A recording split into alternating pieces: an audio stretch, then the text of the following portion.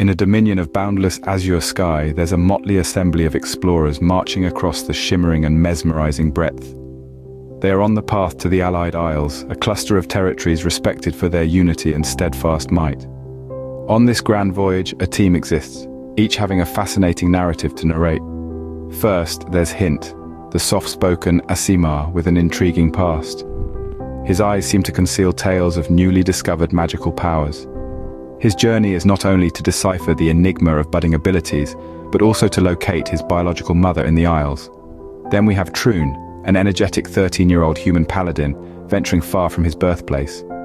Moving on, we have Tisk, an orc mysteriously metamorphosed into a unicorn, serious and brooding as always. His visage hardly reveals his turbulent history. Sterling, a famed bard. And lastly, there's June, an elf not unknown to the group.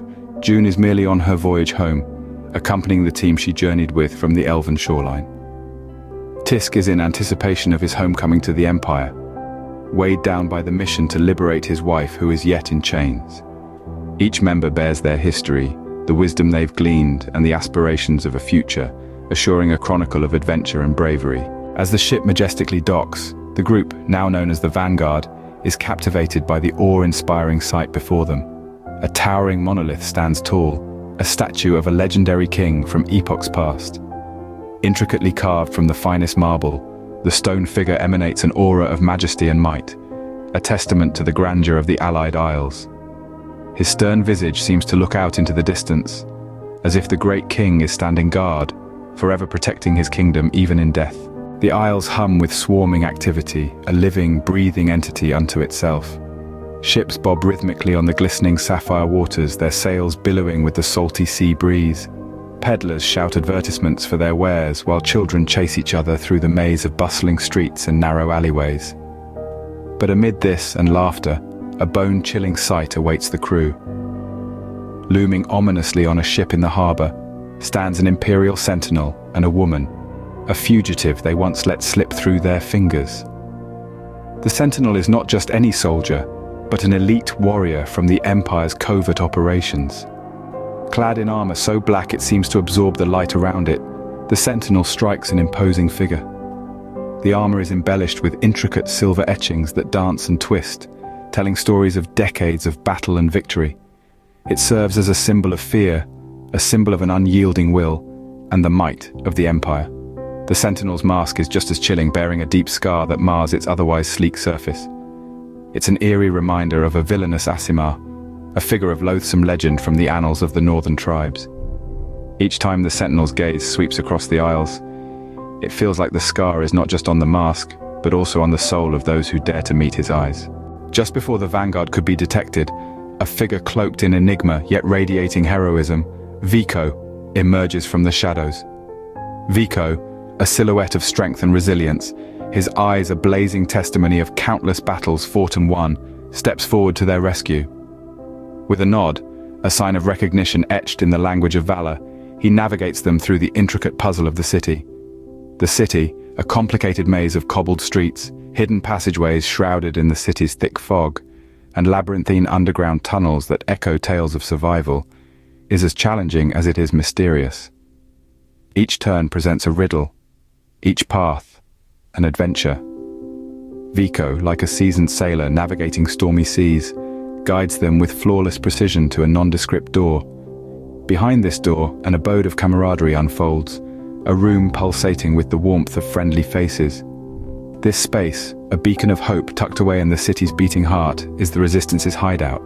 The hideout, adorned with the rustic charm of rebellion, is not just a shelter but a fortress of resolve.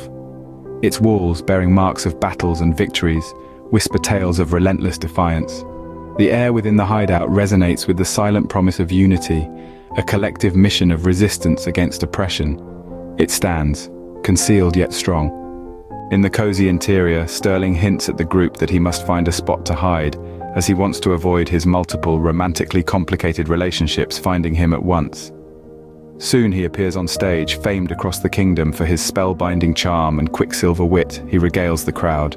An assembly has been summoned. Sterling, with his inherent charisma that could command the attention of even the rowdiest of taverns, introduces the leaders of the Resistance, Soldier and Tim. To the Vanguard's wide-eyed astonishment, standing stoically on the stage are the elite gnome guards who helped them earlier in their campaign. Soldier takes center stage, each word he utters vividly illustrating the harsh reality of the Empire's ever-tightening stranglehold. He speaks of the shadow of conquest that looms ominously overhead.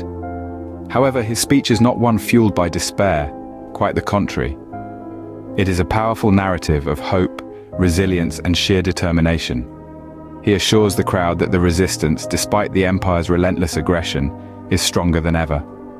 The room descends into an anxious silence as Soldier meticulously outlines the missions at hand. The first matter of concern revolves around an inside connection in the Isle's government, a once trusted ally who has been compromised. This is a potential explanation that explains the Empire's unchecked presence in the harbor area. The betrayal is a bitter pill to swallow, but it provides a clear picture of the measures the Empire is willing to take. Next, he elaborates on a countrywide gladiatorial tournament being orchestrated by the Empire. The Resistance needs to infiltrate this tournament, to play the Empire at its own game and uncover the hidden intentions of the Emperor. Lastly, Soldier speaks of a cruel, unexpected turn of events. The Empire has captured the chief of the northern tribe, Bearholt, a direct retaliation against the Vanguard's earlier undertaking. The chief, the guiding light of the Resistance, is in enemy hands. The capture of the chief is not just a strategic loss but a deep personal wound to the heart of the Vanguard. It's a call to arms, a demand for justice. The missions are laid out, each drenched in its own peril and potential for triumph. A pivotal decision hangs in the air. Which path will the Vanguard choose? As the meeting concludes, our gaze turns to Soldier, who detaches himself from the crowd and approaches Tim. His expression, stern and unreadable, is a stark contrast to the animated fervor of his recent speech. Soldier then carries a sense of urgency and informs Hint that there is someone he should meet within the compound. The air thickens with anticipation. Who could this mysterious person be? As the scene fades to black, we see Hint following Soldier into the depths of the compound, the dimly lit corridor swallowing them whole. The answer and the Vanguard's choice of mission awaits in the next chapter.